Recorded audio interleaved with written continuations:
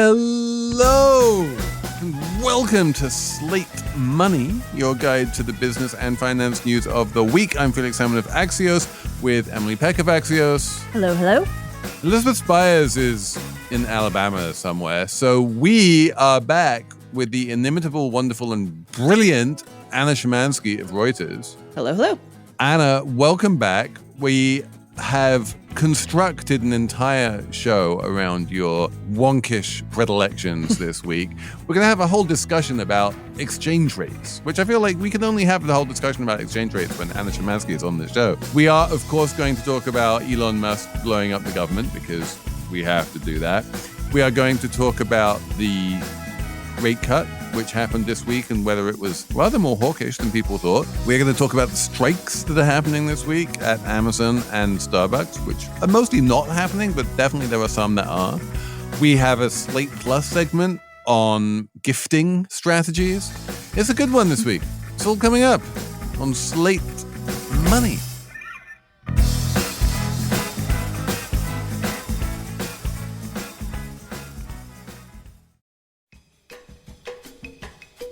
This podcast is brought to you by Progressive Insurance. Fiscally responsible, financial geniuses, monetary magicians. These are things people say about drivers who switch their car insurance to Progressive and save hundreds.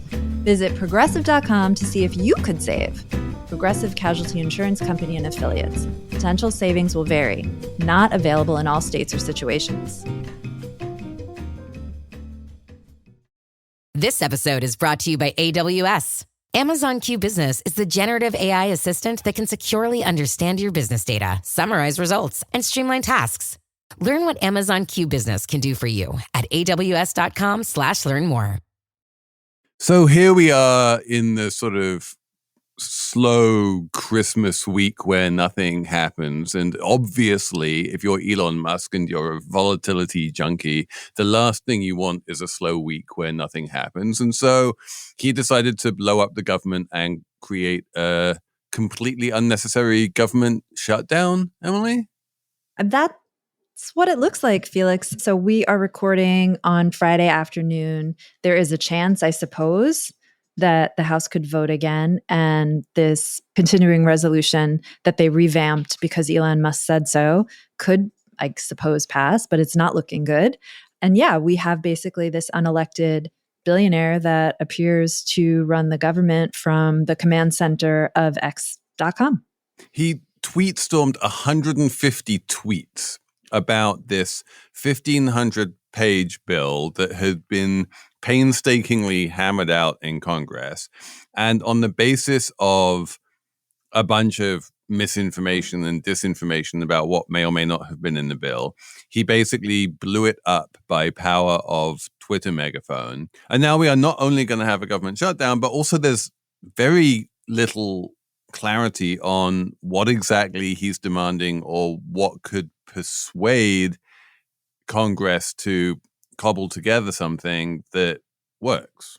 It does seem like you're also getting some pushback from certain elements on the Republican Party as well to any attempts to raise the debt ceiling, which seems to be the only positive thing that could come out of this entire debacle, is that maybe we could get rid of the debt ceiling, but it seems like there is a segment of the Republican Party that's actually pushing back on Trump on that. Like, this is wonderful. Now that Trump is president-elect, like all presidents and every sensible person, and we have talked about this ad nauseum on Slate Money, he realizes that the debt ceiling is incredibly stupid. And for about 5 minutes on Thursday, I had a brief glimmer of hope that he might actually abolish the debt ceiling.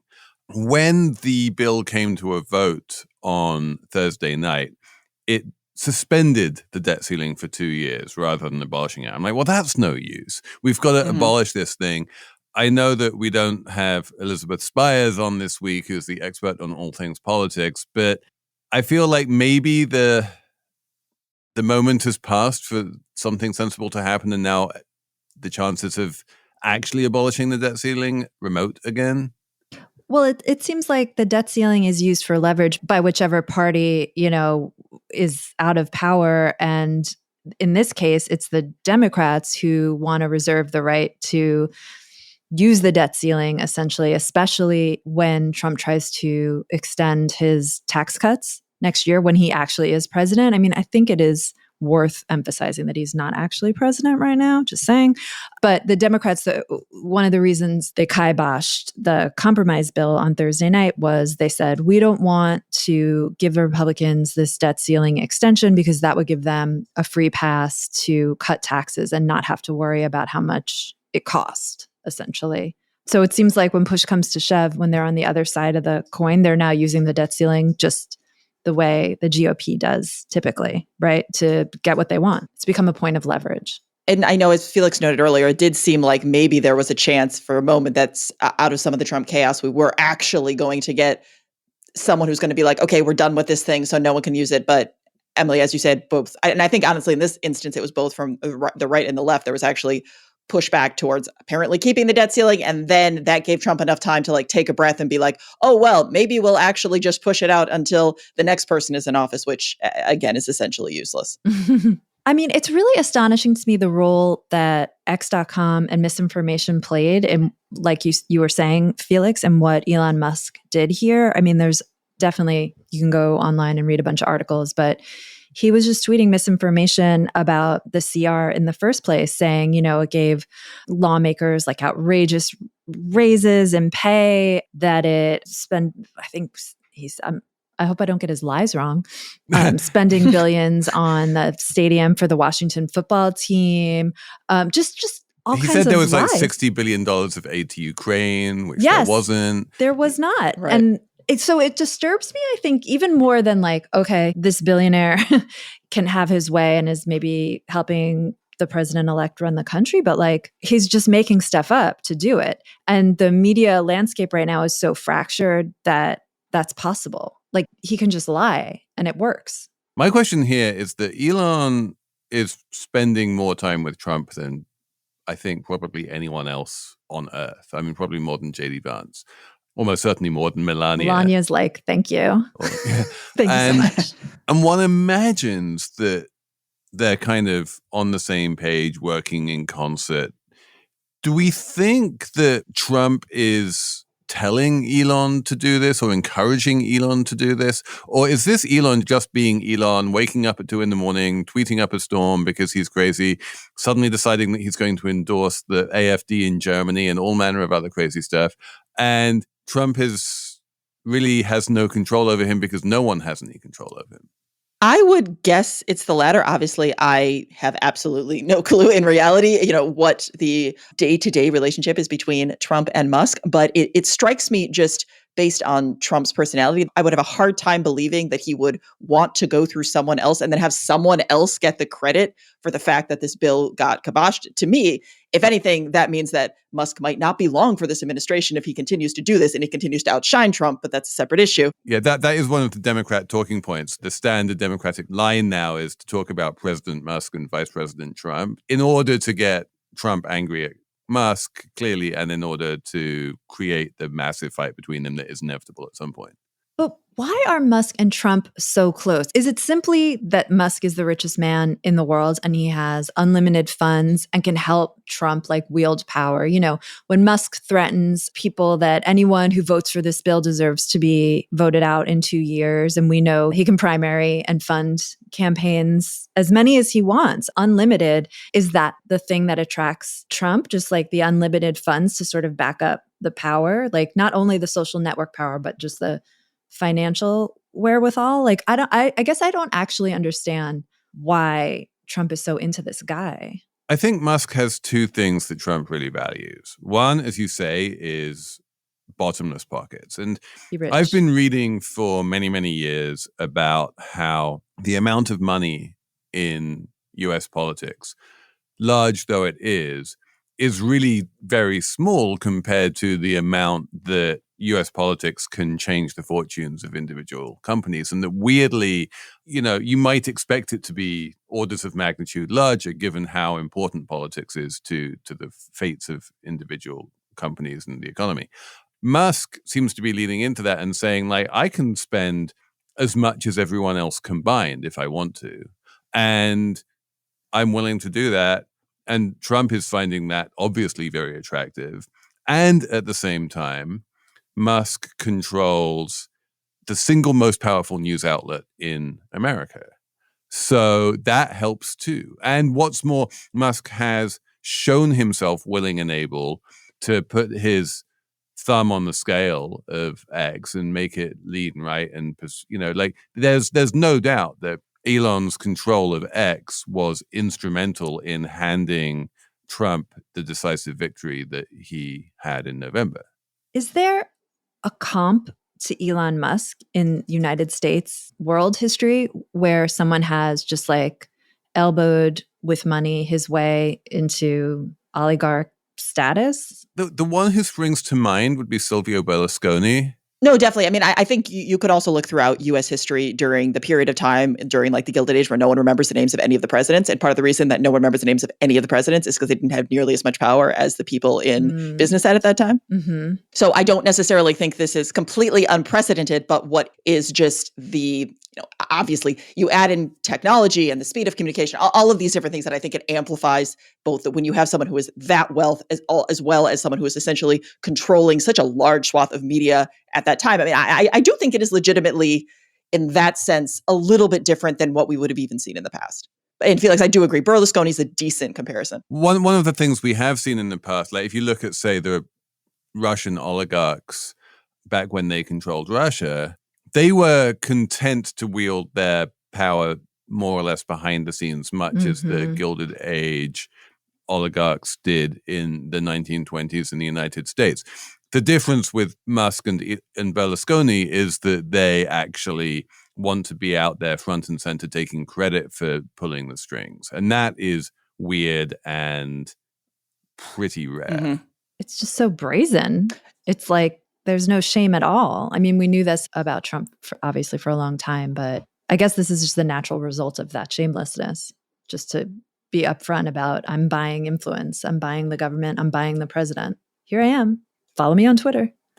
Maybe if you want to be an optimist, you could say that maybe bringing things that were happening behind the scenes, but bringing them out front, maybe makes it more likely that at some point you could actually get an attempt to, I don't know, amend the situation in some way, pass laws in some way to make it less likely that this would happen in the future. But the reality is that, I don't know, based on everything we've seen in the last 8 years, 10 years, I have a hard time believing that anything is going to happen to fix this, but you don't know. I mean, I think the key would be what it leads to, right? If all that happens right now is that we have some chaos for a little bit of period of time, and then at some point Musk gets bored or Trump gets annoyed with Musk and then this breaks down, then that is what it is. But if this continues and there are, potentially legitimate damage that is done, then who knows? Maybe down the line, this could be the thing of like, okay, you're bringing something from behind the scenes, you're bringing it in front of the public. I don't know. I'm trying to be an optimist here and saying maybe there's a way that could lead to positive change, but I'm not much of an optimist. I mean, they could make things so bad and break them so badly that there would be some kind of backlash and some kind of legislation, but it seems more likely that other billionaires will follow Musk's lead, spend more openly. And I mean, that's already happening, and more publicly support Trump and more publicly kiss his ass. And, Yeah, I'm not sure. Like we're seeing, Mark Zuckerberg and Mark Benioff and all of these like Silicon Valley types like donating $1 million to Trump's inauguration campaign and yada, yada. But that's a very different type of ass kissing from the going up on stage during a campaign, jumping up and down and giving him $250 million. Yeah. But, it's like, it's just a whole other order of magnitude, not to mention they don't control a social network like Musk does. The thing that I'm kind of looking forward to in my sort of journalistic, chaos is good for journalism way is, as I say, the inevitable blow up between Trump and Musk when Musk does a Scaramucci and goes from being a massive Trump supporter to being a massive Trump opponent. Then what happens to the Republicans in Congress, right? How much influence does he have over the Republicans in Congress, given the size of his megaphone and given the size of his wallet? It's not zero. How big is his megaphone really? Because we know Twitter has seen an outflow of users since Musk bought it. We know advertising revenue is down, right? Really? Is it so influential? Felix, you've now called it like the biggest media, what do you call it? The biggest media property or biggest media company? Are you sure? Yeah, I Are we am sure sure? because at least within the Republican Party, the exodus from X Mm-hmm. has been Just liberals. Democrats, liberals, and a few independents. Yeah. Mm-hmm. But in terms of the influence that it has in terms of driving opinions among Republican voters, it is unrivaled. It is an order of magnitude more powerful than Fox News at this point. That's truly terrifying because it's just lies and misinformation. It's like just completely misinforming voters. And once everyone just believes your lies, you can really do anything you want. Right. I don't think there's any reason at all to be optimistic. And everyone keeps talking about this inevitable breakup between Trump and Musk. I just don't see it happening. Musk is really powerful and Trump likes power and he likes money. And like, yeah, he could break up with this like a Scaramucci or a Michael Cohen because who are they? You know, they can't bankroll anyone. They have no megaphone. But Musk is powerful on his own. He actually does not need Trump really. And Trump, I just don't see them. I don't see them splitting. I bet on it. Oh, we have a bet coming up that you're about to win. Do you want to replace it with a new bet? I'd 1,000. No, let's talk offline. Let's talk offline. Now I'm curious. We have this Bitcoin bet, Anna, but people can listen to past episodes about it. But Felix is about to lose, I think. I am about to lose the bet, and I am about to be forced to spend $1,000 on a Bitcoin ETF, and there is nothing that I want to do less. While Bitcoin prices are at record highs. Yeah, at some point on this show, we should have a conversation about the natural reluctance that people have to buy anything when it's at a record high because they feel like it's gone up already, and there's mean reversion, and therefore it's more likely to go down. Even though that kind of strategy of buy low, sell high tends to underperform the alternative strategy of momentum investing, which is if something is going up, just buy it and don't pay any attention to how expensive it is. Yeah, and it's not even just momentum. It's just the idea of not trying to time the market. Exactly. Yeah, if you're talking about something that has no underlying value, then that might be a separate question. But yes, in general, not trying to time the market is probably a plus. Bitcoin has no underlying values. If I'm buying into Bitcoin at $100,000 per Bitcoin, then who knows? Maybe we'll go to $1 million.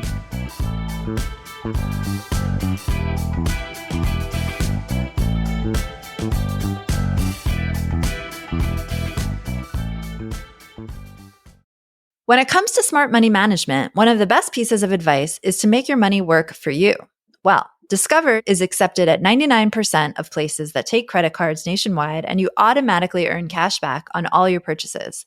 That means there's plenty of opportunities to make that money work. So shop smarter, not harder, basically anywhere you go nationwide. It pays to Discover. Based on the February 2024 Nielsen report. Learn more at discover.com/creditcard. Slate Money is sponsored this week by GiveWell.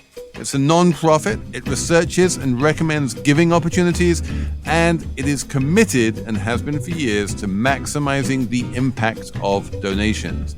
Each recommendation that GiveWell makes is grounded in months of rigorous research and transparency to ensure your contribution has the greatest possible impact on the world. GiveWell has now spent over 17 years researching charitable organizations and only directs funding to a few of the highest impact opportunities they've been able to find.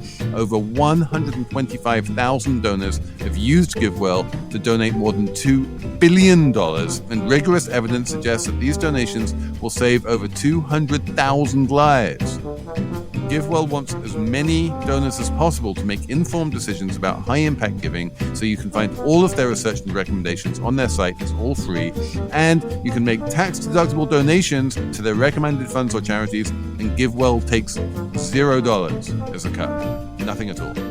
If you've never used GiveWell to donate, you can have your donation matched up to $100 before the end of the year, or as long as matching funds last. To claim your match, go to givewell.org and pick podcast and enter Slate Money at checkout. Make sure they know that you heard about GiveWell from Slate Money to get your donation matched. Again, that's givewell.org to donate or find out more.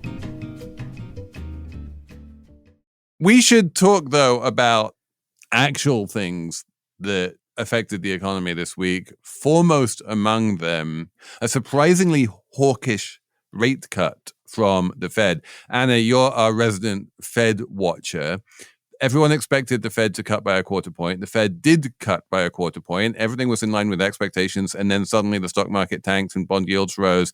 And what was it about this rate cut that was surprising? So it wasn't the cut itself, it was the messaging around the cut, and it was also the projections that were released with the cut. So everyone knew 25 basis points, that was priced in.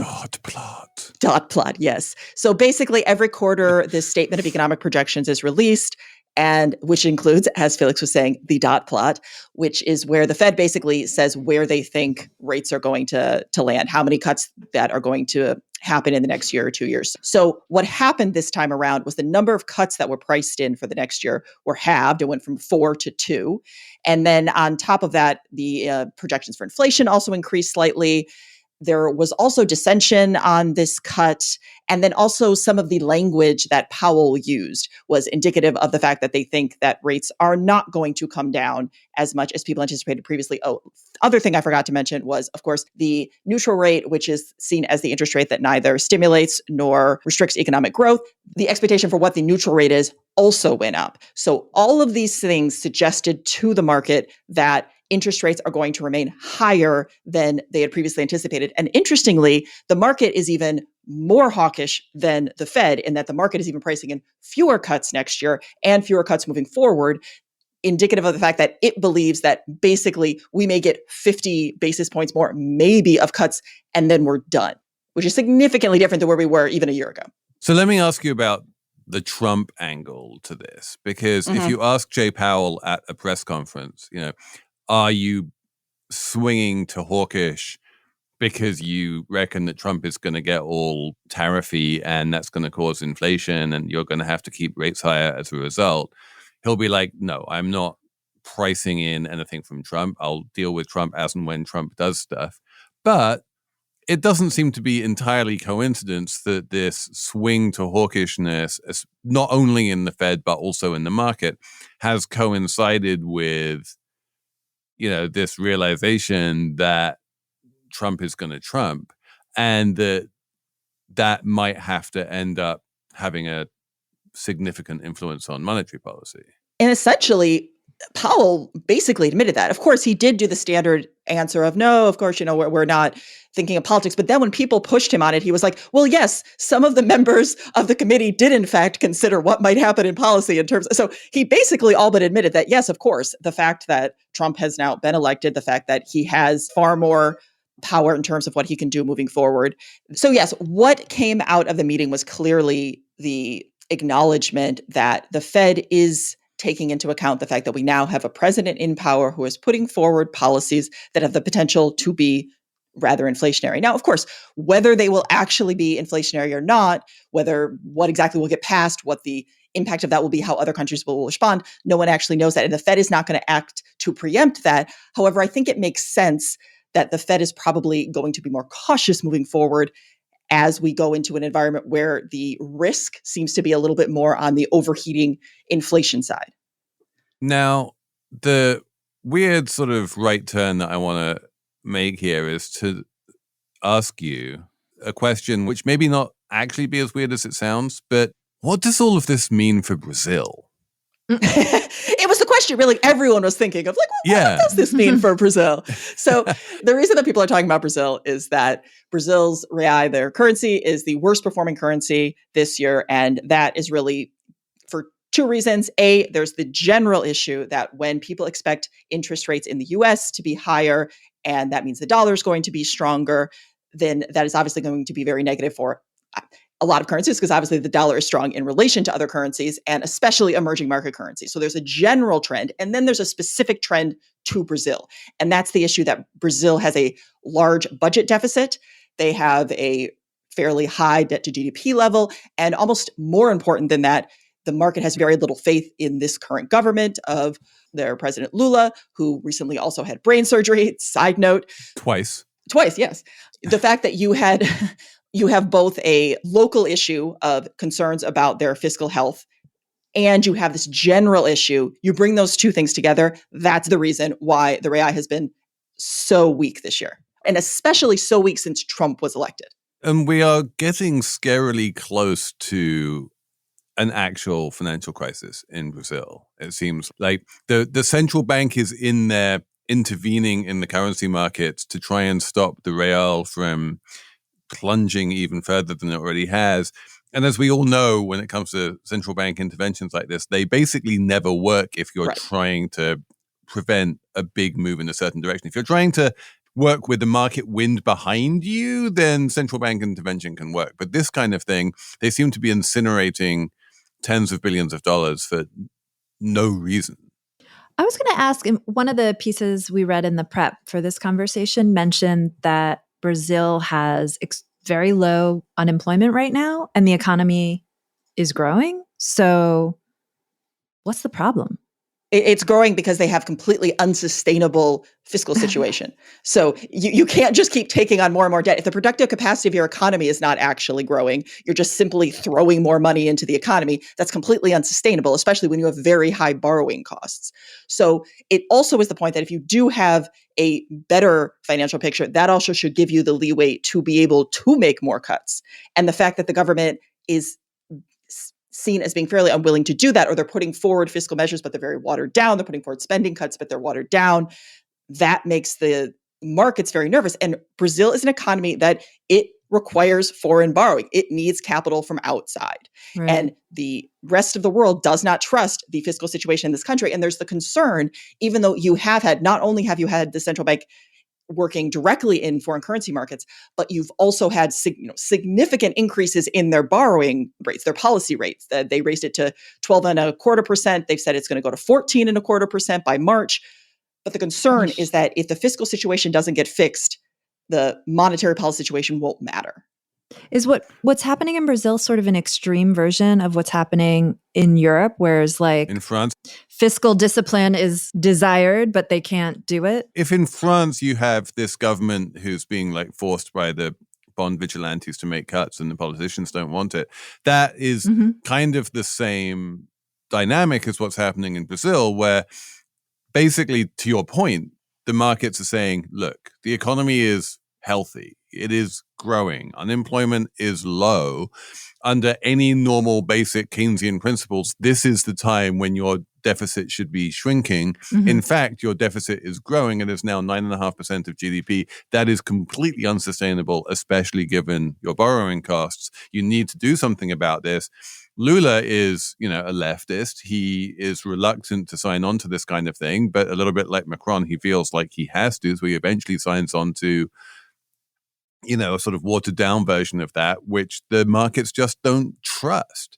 And as Anna says, if the markets don't trust Brazil, then Brazil can collapse very quickly, because without that constant inflow of money that the government is borrowing, then you have a financial crisis. If the markets don't trust France, it's less dangerous, right? You just get a kind of increase in French spreads, but no one is out there saying like France is imminent default or anything like that. Exactly. Right. That's why like the US has more room to run a deficit, has more room to be fiscally irresponsible, because we don't have to rely on we can just issue debt, borrow as much money as we want. Our debt is much cheaper. We can print our own money. And also, for all that our fiscal situation is not great, we are not running a deficit of 9.5% of GDP.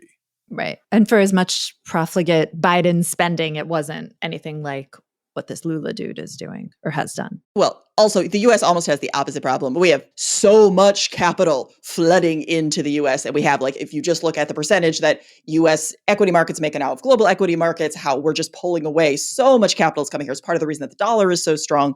So we certainly don't have the concerns that whether you're talking about France and Europe or whether you're talking about obviously emerging economies. But I actually think this is something, we don't have to go into this too much, but I do think as people look towards the next year and what I would argue they should be paying attention to, I would argue that you should be paying much more attention to currency markets than you do to what's happening with the S&P or what's happening with stocks. Because especially as we look to a world with Trump, a world with tariffs, you're going to see a lot of things happening in currency markets. The dollar is very strong. Obviously, that means it's strong in relation to other currencies. And what you're going to see is a lot of countries either letting their currency weaken somewhat because that helps them, or because the dollar becomes too strong, that makes distortions in their economies, in their markets, they have to act. So I would really, really advise people to pay attention to what happens in the currency markets in the next year.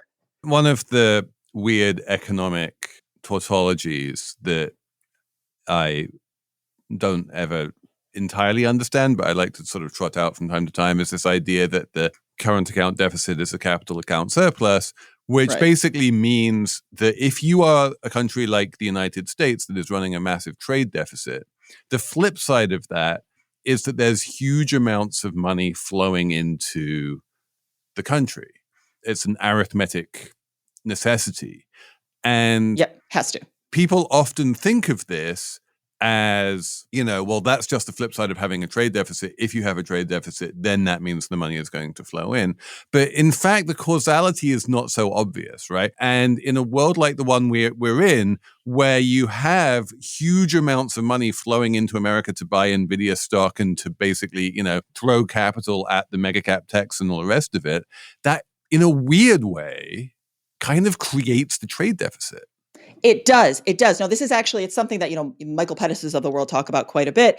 And again, it's complicated, but you can see it as if you have open capital accounts, and if you have lots of capital coming in, what that means is it does prop up your currency. And if it really strengthens your currency, what that also means is that it makes your manufacturing sector, it makes it a lot less competitive because your currency is so strong. And so what that means is that also means it's going to be cheaper to buy products from other countries, which also then means you're more likely to have a current account deficit. So these things, in terms of figuring out the causality, it's not as simple. And I feel like I agree with you. I got lost. I'm so sorry. I thought I understood, but then I got lost because you're talking about trade deficit. You know what, Emily? I have a plan for this. I think what we should do is that next week on Slate Money, we should get a Nobel Prize winning trade economists to explain this to us. Well, yeah. I mean, I was going to interject and say Paul Krugman does a great job explaining the relationships between tariffs and currency in our episode next week. But then you started talking about capital inflows, which is not something Paul Krugman talked about. And I became just incredibly confused. So can you just indulge me? Because I bet there are listeners who are in my position right now. I'm guessing. Okay, so trade deficit in the US, that means we're importing more than we're exporting? Yes. And if we're importing more than we're exporting, then our dollars are being converted to foreign currencies and leaving the country? Yes. Okay. But then at the same time, dollars are coming into the country because people want to invest in stocks and other stuff. Yes. So it kind of washes out and the trade deficit doesn't matter as much because it's balanced out by the inflow of capital? The point is that you have these different pressures on the dollar, right? Mm-hmm. We are selling dollars and sending them out of the country when we import stuff. On the other hand, there is a flow of dollars into the country from everyone who wants to buy Apple stock, right? Mm-hmm. And so the way that you balance out those pressures one way and the other way is through the price mechanism, which is the exchange rate. Mm-hmm. And so generally speaking, as the dollar strengthens, that makes imports more attractive, exports less attractive, and therefore serves to widen the trade deficit. And as money comes into the country, because people want to buy the S&P 500, that also serves to strengthen the dollar because people are buying the dollar, and so the dollar goes up. And so in terms of the trade deficit, in a weird way, if people are throwing money into the country to buy the S&P 500, Mm-hmm. that will strengthen the dollar. And when the dollar strengthens, that means a higher trade deficit. Okay. Which weakens the dollar, but it's balanced out. No, the trade deficit, when the dollar strengthens, that causes the trade deficit to go up. And to be fair, it is actually, we don't have to go the whole thing. The mechanics of it are a little complicated. And there's like simple mathematical equations. You can be like the current account and the capital account have to equal. But in reality, it is definitely a complicated thing. But I do think the simple way to think about it is that if it's cheaper to buy goods from other places, people are going to buy goods from other countries. And if our currency is stronger, that means it's going to be cheaper to buy goods from other countries. So it's partly how you can see this relationship between trade and currency. And so even if tariffs go up, if the dollar keeps getting stronger, I think we talked about this with Paul Krugman. Yes, this is a really good point. Because that's actually what you saw happen last time with China, is that they basically allowed their currency to weaken. And so then that offset the impact of the tariffs. So. And when Trump is talking about trade deficits, he's not thinking about the dollars flowing in to buy stock or any of that. Does Trump have a clue what a capital account surplus is? No, he does not. I don't think so. So he should really learn about that so that he could better understand the situation with the economy. Maybe he should hire Gary Cohn to be one of his advisors, and Gary can explain it to him. I mean, Scott Bessent really does understand this stuff. Mm-hmm. What's interesting is we have no idea the degree to which Scott Bessent is going to have any control over Trump, over policy, over what happens. If Bessent does become a key trusted advisor, then at least the decisions being made will be made in the knowledge of the implications. But if he doesn't, who knows?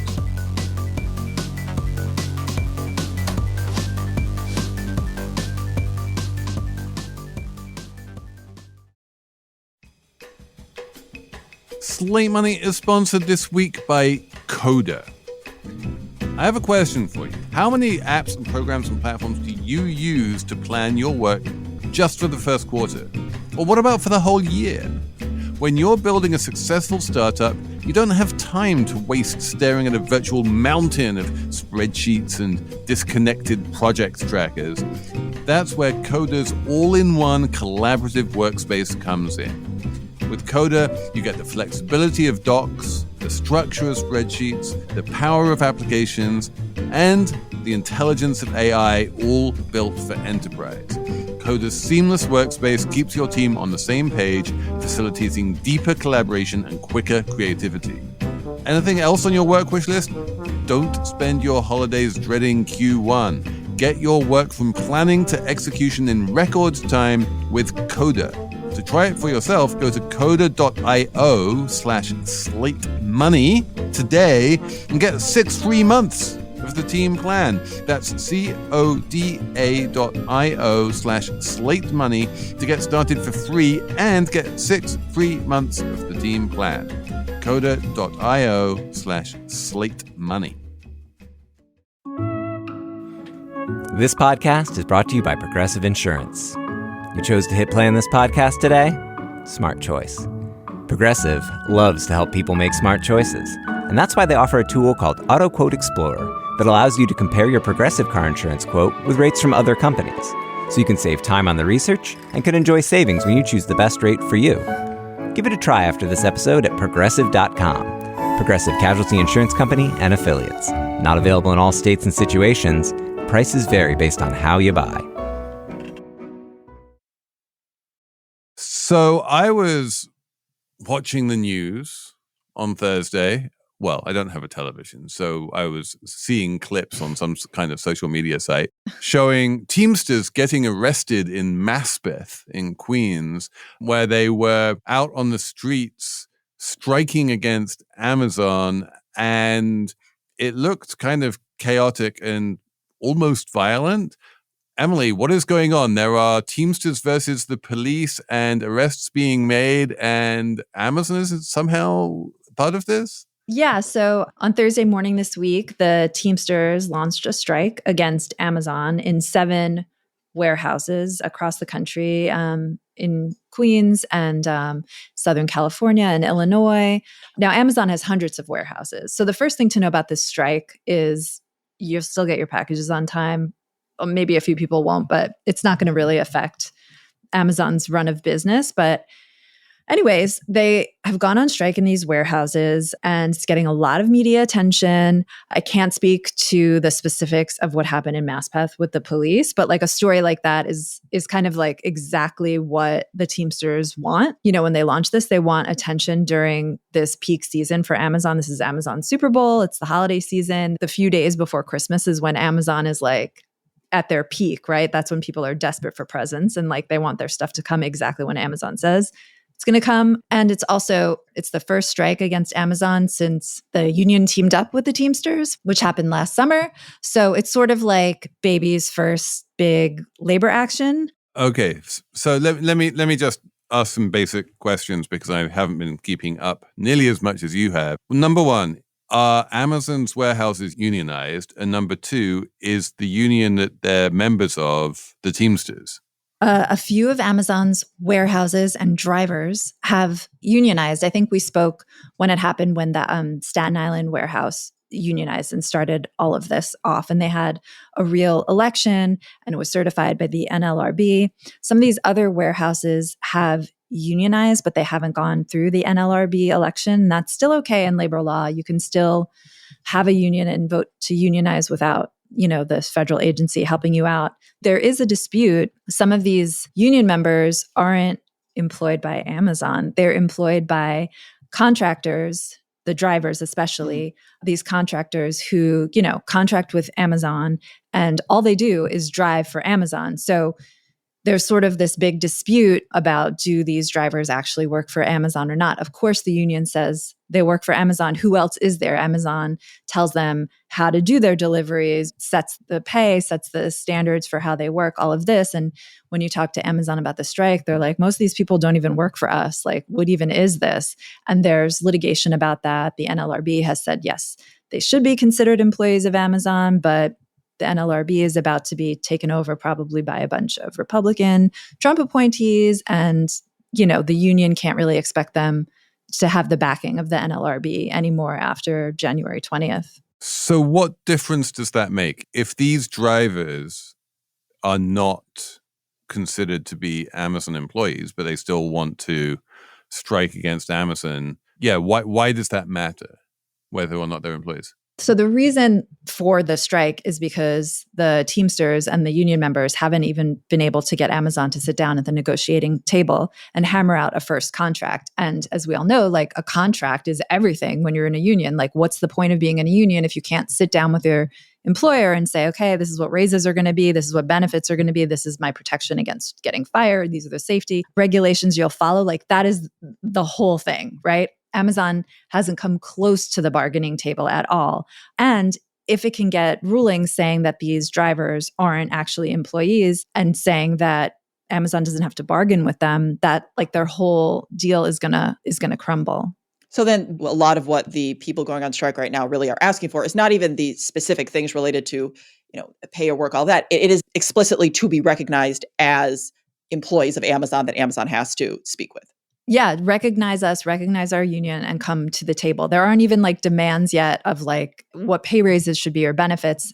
And you could see sort of like a counter example, a parallel example with the Starbucks union, which also said it was going out on strike as we are taping on Friday. These workers in some Starbucks stores are going out on strike. Those guys are at the table, negotiating table with Starbucks. And their strike is more like, we've been negotiating, but we're not getting anywhere. And we want the contract to be like this. And you're not giving that to us. So it's like a more traditional kind of thing. Whereas like Amazon is more like back at square one. So tell me about the Starbucks strike. Are you going to be unable to order your Starbucks in the morning? Again, there's like 500 stores, 535 Starbucks stores in the country that have voted to unionize. That's like out of like 10,000 stores in the US. You'll probably be able to get your gingerbread spice latte or whatever you want from Starbucks. It's just a matter with both of these actions of like keeping these workers in the public eye, especially before the next administration comes in. And it just sort of highlights how hard it is to unionize these. Like back in the day when like auto workers would unionize, they have like one factory, right? Everyone can strike at the one factory. It's very clear how it's affecting the employer's business. But the case of Amazon and Starbucks, it's like these workers are spread out all over the country and all these like little workplaces everywhere. It's just so much harder to get any momentum or really like develop any leverage than it would be with where you're a more traditional scenario. I've been wondering about this for like the past couple of years as you've been reporting on all of these unionization drives and whatnot. Can you just explain why it is the unionization happens on such a tiny granular level, at the level of the store or the level of the warehouse, and why a union can't just come along and say, I want to have a vote among all the workers. And then if all of the workers vote to unionize, then we are recognized for everyone. That is, I think, a flaw of labor law and a flaw of how these workers have gone about organizing. Like in Starbucks' case, they've just gone from store to store rather than some kind of national, like, let's all vote at once. And there's nothing in the labor law that requires, like, there's no rules that say, okay, Starbucks, 500 out of 10,000 stores, you have to now bargain with everyone. It's just a a piecemeal labor law with very little protection and very little incentive for a giant trillion-dollar company like Amazon to even follow the laws that do exist. Let me put the devil's advocate case to you, which is that the reason that unions aren't having big votes among all the workers is because if they did, they would lose. Yeah, that's true. That's possible. I mean, we know Amazon had that they lost the vote in, was it Alabama a couple of years ago? The company fights really hard against unionization. Public sentiment for a long time was just, I mean, I feel like Anna and I used to fight about it, but like people don't like unions. They think they're wasteful, corrupt, et cetera, take people's money out of their paychecks. And yeah, they might lose. That's true. And I also think you could make the argument of like, look, I don't know the specific issues that a specific group of employees in an area might have, but I mean, you could make the argument that maybe the pay and benefits they're getting is reasonable, and so they're less likely to want to strike and put themselves at risk. So, I mean, I do think that it's, on the one hand, yes, I think it's reasonable to say that there are pockets of this economy where obviously workers do not have a tremendous amount of power, and it makes sense that they might want to come together to strike. But as Felix is also indicating, if it may be that a lot of workers simply aren't interested in that, then we may also be doing them a disservice of trying to say like, well, that's because people are just telling them that unions are bad. I mean, it could be just that when they look at their own situation, that they determine that this actually isn't the best thing for them to do. Yeah. And also, I mean, unions aren't good or bad yet in the Starbucks or Amazon case. They can't even get to the contract and make a case that they're good. It's so nascent. So that's another sort of like knock against them. And then there's also the sort of, I was speaking to someone yesterday who was talking about Walmart. And you remember for like years, I want to say like decades at least, there was a big push to unionize Walmart workers, and it completely failed. And the woman I was speaking to, a professor, labor professor, was like, but actually the movement succeeded because Walmart did change the way it treats its workers. It increased pay. Benefits are way better than it used to be. And that was because there was this big push and there was a lot of negative publicity about how they treated their workforce. And it seems like almost like that's probably what happens with Amazon and maybe even with Starbucks, is like the unionization efforts fail, but there's like some incremental improvements for the workers. And that's maybe the best you could hope for in the US, where labor law, like I said, is just so weak and there's not much that can be done to enforce the rules. I have a question. I'm not sure if this is something that you were reading up on or not, but I know that weren't there also Amazon workers in Germany who were looking to go on strike, which I thought was interesting because I know Germany has very different labor laws and has labor laws that tend to be more at the kind of sector industry level as opposed to kind of a local level. But it seemed like this was still involved in it. So what have you been hearing about that? I think I'm in the same boat as you, where I heard like Amazon workers in Germany are going to go on strike in solidarity, but I haven't heard much beyond that, to be honest with you. It's not because they're upset about how Amazon is treating them in Germany. It's just that they're like a standard European Union move of we're on strike, therefore we have to be on strike. Yeah, I think so. And when you mentioned sectoral unions, that also seems to be something that's happening in the US. And in California now they have a different minimum wage for fast food workers. I was looking the other day at a list of like all the minimum wage increases that are going to go into effect in 2025. And there's like a few like healthcare workers, I think in Minnesota, make like a higher minimum wage. And it looks like this is like a trend that's happening. I think unions and labor groups are a little bit walking away from the idea of like going from store to store or warehouse to organize, and now trying more of this like policy push to raise wages sectorally. I think that's a thing to watch, and that's happening too. Well, that's an interesting thing to think about too, because I do think sometimes there's a tendency to look back at a certain period in time where unionization made sense based on how the economy was structured, based on the way people worked, especially when it was a more manufacturing-based economy. And as you shift towards a different type of economy, maybe unionization isn't the ideal way for people to actually get the changes they want. Maybe there are other ways that would be more efficient. I don't know. It just seems like labor in the US so powerless. There needs to be some mechanism. Maybe it's this sectoral industry level minimum wages, but that seems like such weak tea compared to like the origins of unions, where you got like the 5-day work week, you made big gains, you got overtime pay. Getting like a slightly higher minimum wage for fast food workers, just it does not compare. And it's very worrisome. Like people like Elon Musk, who now has all this power, he has through SpaceX now a lawsuit just like basically challenging the constitutionality of the labor board. And it's like, well, without that, then you have zero enforcement mechanism for labor laws. And it just seems like a really bleak time for workers. You're depressing me. I'm sorry. People can work remotely. That's fun.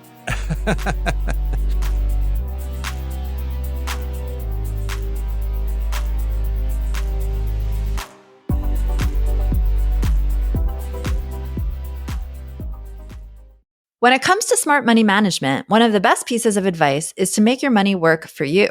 Well, Discover is accepted at 99% of places that take credit cards nationwide, and you automatically earn cash back on all your purchases.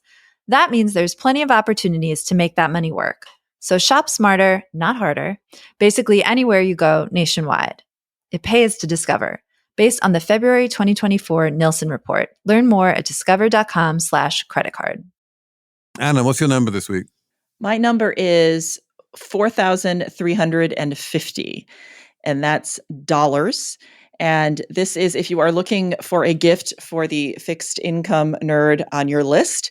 There is a Liberty bond from 1918. And importantly, this was the fourth edition, which was the one that basically actually defaulted because it had a gold clause in it. And in, I think it was like 34 or something when the bonds were called, they said that they were not going to actually pay them back in gold. And they weren't going to account for the fact that actually the US currency had devalued based on gold. So technically, this is a bond that the US defaulted on. And on eBay, you can buy it with all the coupons attached for $4,350. Oh, wait. Well, what's the face value? So it was a $50 bond. I feel like that's not a bad rate of return on that bond. Yeah, that worked out. For this one. Okay, could do the math on that. I'm guessing this wasn't the original holder, just a guess. What's the CAGR on that? Probably not. Yeah. It was a 5 1/4 coupon. Oh, wow. I don't know. I'll take it. Yeah, no, if anyone wants to buy that for me, that would be great. Thanks in advance. I have a number that was given to me by my wife. She says, Felix, you need to do this number as part of your numbers round. And the number is 551. And I don't really know what 551 means. All I know is that when I got my beloved teddy bear, Big Blue Ted, back from the teddy bear hospital in Japan, when I went to Japan on holiday, it came with a bunch of tags and notes, and the number attached to him was 551. So I think he might be the 551st teddy bear that the teddy bear hospital worked on. And there are all manner of other little tags. So like 1, 2, 3, 4, 5, 6, 7, 8 different tags plus the receipt showing the various jobs and works that they did on him in terms of polishing up the color and taking off any sort of mold and cleaning him, and most importantly, completely restuffing him, taking out all of the old stuffing and putting in a whole bunch of new stuffing. And at the end of this whole exercise, he came back very fat and happy. And so my great sort of present to myself for 2025 is I have a fat, happy teddy bear named Big Blue Ted. And if you ever need super high-end reconstruction and restuffing and cleaning done on your teddy bear, especially when he's 51 years old, just go to Japan, send him off to the Japanese teddy bear hospital. They will keep him for like 3 weeks or so and then send him back and he'll be better than you. Is it any stuffy or it has to be a teddy bear? Oh, it can be any. Phew, okay. Yeah. Great. And this is one you've had your whole life? No, I've only had him since I was 1. I got him for my first birthday. Oh. Only one. Only one. Sweet. For the first year of my life, I was sadly not, with Big Blue Ted. But since then, I have. You were teddyless, yeah. I was teddyless, yeah. Do you know who gave it to you? Do you remember? My grandmother. Oh. And you like it still? When I was younger, I had a Raggedy Ann doll that I really liked. And my grandmother was like, this thing is disgusting. And she took it and gave it a new dress and fluffed it up. And I wanted nothing to do with it after that. I was like, this isn't if it's not covered in your drool, it's not really a stuffing. I was like, I am done with her. Emily, what's your number? My number, see, I was a bummer before, but now I will bring hope and joy into the world. My number is 3. That is 3 years without any confirmed sightings of murder hornets in Washington state. Woo! Woo! Because the state, after you started hearing about these murder hornets in 2020, people were very upset about them. They're like 2 inches, and apparently they like attack honeybees or something, and they decapitate the bees, and everyone freaked out, especially a beekeeper named Ruthie Danielson, who like mobilized the beekeepers of Washington state and the state government to eradicate the murder hornets. And they put together these kits, which apparently were just 2-liter plastic bottles with orange juice and cooking wine in them that worked somehow. I don't know. But they all came together in this world, in this time of isolation and misinformation and despair. And they worked together as a community, and no one's seen a murder hornet in 3 years. And all I can say this holiday season is if anyone tries to serve you a drink which is made up of orange juice and cooking wine, just say no. Don't do it. If it. it's bad for murder hornets, it's bad for you too. Could drive you to decapitate bees. Exactly. It's a good rule to live by. Well, I think that's it for us this week. We will have a Slate Money segment devoted to the whole question of holiday presents, which I believe Emily Peck has opinions on. But other than that, thanks for hanging out with us this week. We will be back next week with Paul Krugman, who will be dropping a whole bunch of knowledge. And many thanks to Jessamine, Molli, and Cheyna, Roth, and Ben Richmond for opening up the Slate offices for me, and everyone else at Slate, and you guys who keep on emailing us on slatemoney@slate.com, and we love you for it. So we will be back next week with more Slate Money.